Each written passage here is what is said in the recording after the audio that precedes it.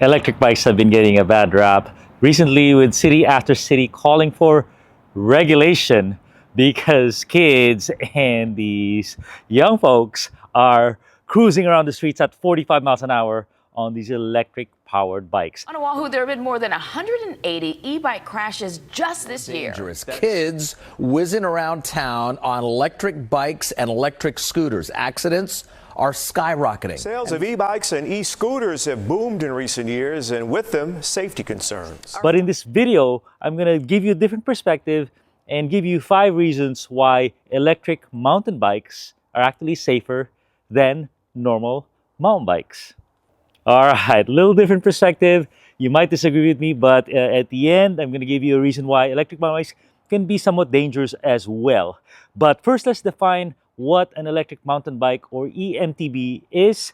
It's this one right here, and it's a class 1 e-bike, meaning at 20 miles an hour, it's going to shut off. There's no throttle. You only gotta pedal. It's going to help you out when you pedal, and at 20 miles an hour, it's going to shut down. The wattage is limited to 250 watts average, so it won't heat up at 250 watts.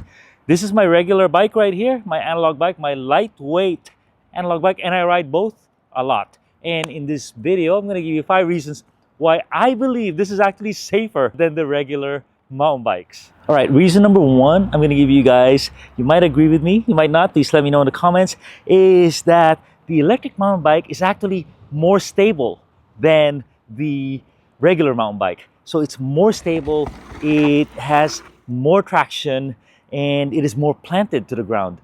And in the trails, you know, when you have different conditions, it gets loose, it gets rocky, these things hold their line better, and they don't lose traction right away. I think part of the reason is because, you know, you have a 5-pound motor in the center there, and then you have the battery right on the down tube. So what that does is it weights your front wheel where it's critical for you to maintain traction. Sometimes you let off on your weight, you back off, and the thing washes out.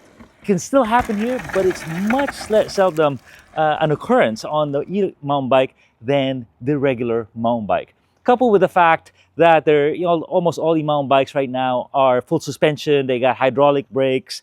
It really is a more stable, more planted machine, causing less crashes. All right, the second reason is the electric mountain bike makes the mountain biker a better descender because there is more practice, more repetition on a varying amount of terrain. All right, this one is not so obvious to people who don't e-bike, but once you e-bike, you realize this. Like, you're gonna ride a lot more. You're gonna ride a lot more, usually twice as much or 3 times as much. Why? Because given the same amount of time, you're gonna cover, 3 times the distance and 3 times the elevation. And really, in mountain biking and in most skill sports, practice and repetition gives you the skill. So with a bike like this, you can descend the steep stuff. You're not afraid to lose elevation because you're not so concerned about ROI, return on investment, return on climbing investment. So you try a lot more stuff. And let me tell you, after 1 month on this, you get so much practice. You get so much practice. And if you couple that with a few lessons, a few tutorials on how to actually gain good riding technique, you become a much better rider and you become a much safer rider on the electric mountain bike. All right, the number 3 reason is because you have assisted power on the climbs, you're not so concerned about weight, about grams, about aerodynamics. On my bike right here, I love this bike, don't get me wrong, but you're always concerned about, what you're wearing and what you are bringing to the climbs. So you always optimize for the tires that don't roll so much. Everything is light, the saddle, the bars, the brakes, you minimize the brakes. Look at my rotor, it's so small compared to that. And that's because you're optimizing for weight and rolling resistance. Where in this bike, you're not concerned about that because you're gonna get up the mountain. You're gonna get your 6,000 feet of climbing on this guy with some help from you.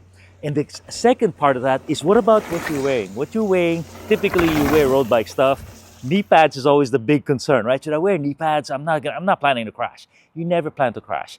But you're always optimizing for what your protection. You wear a lightweight helmet, very light clothing, because you're concerned about resistance. Here, not so concerned. I'm always wearing knee pads now. When I'm on this bike, I'm always wearing knee pads, even if it's just a basic ride. And I have a lot of friends who have full face helmets or half face, these protective full shell helmets. You wear the protection you need. You can now use flat pedals. No question, flat pedals are safer than lock-on pedals because it's easier for you to get off. So you can use the equipment that's optimized for the technical descending, the ride, the actual high level of mountain biking. And let me not forget the most important, the tires. The tires makes or breaks your safety. You go for tires like this, you better watch it. You better watch it. But this thing, a tire like this, is basically a downhill tire. You never know when the corner is blown out and when you just wash out. And this tire, a tire like this, you optimize everything for your safety and protection and grip. All right. The number 4 reason why the e-bike is safer. I just had an epiphany last night is not, and this is not obvious, and you might not agree with me. First, let's describe the typical mountain bike ride. On the typical mountain bike ride, it's a lot of exertion. You stop, you wait for your friends, you stop on every top of the mountain to get yourself ready to get a break, or you just kind of hammer through. You get to the top and you punch through. You work through the pain and whatnot. On a normal e-mountain bike ride, you just cruise through the top. You can work hard, but you're not hyperventilating like you are this. And usually you just roll through. If you have a small group, you're all at the same pace. No one is getting left behind. You're all on the same pace. On a typical e-mountain bike ride, you're flowing through the trail. You're not stopping at the top. You're not hyperventilating. You just get up there with a nice even effort, maybe a little hard effort, but you're not shelled. So you don't need to stop. You don't if you don't want to. And because of this, you have more flow. The worst part you could do on the big descents is you stop for 10-20 minutes, you get cold, and then you start going.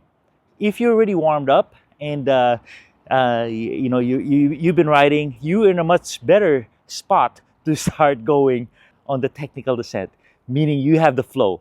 The other thing is the last guy is always the one crashing because they're too tired. They're too tired and they don't have enough break. And also, you do a 3-hour, 4-hour ride, everyone's shelled, everyone's tired at the end of that ride, big effort, and then at the last descent, people will crash because you're just kind of seeing double at that point. That doesn't really happen on an e-bike ride, or you can control those elements where you are more dialed, more focused, more flowing when the descents come. Okay, the number 5 reason is because you have assisted power and you're not so concerned about weight, you are more inclined to carry more stuff. You have more water, more food, more tools to fix your stuff. There's not a huge reason why you should just be kind of naked in the tools and the kind of the first aid equipment. So that makes the ride safer. And also, when there's trouble, let's say you sprain your ankle, you sprain your elbow, you could ride out with this guy. Especially usually there climbs out, right? I've seen this happen so many times, so I'm not just making this up. You can self-rescue much easier with this guy. When someone's in trouble in the group and you don't have cell reception, you could get help with the e-bike. You have a tool that can help you get out of there. You can even have tow ropes. There's I'll link in the description. We all carry one in case you need to help somebody out with this guy. Okay, so just so you don't think I'm a fanboy, I'm also going to give you a counterpoint on why the e-bike is less safe than the traditional regular mountain bike. More things can go wrong here. We are in a developmental stage for mountain biking, and a lot of motors break. You have some battery connection problems. You're 15 miles out on the trail because you can go far, and then you cross the river and the motor stops working. Okay, now you got to get yourself out.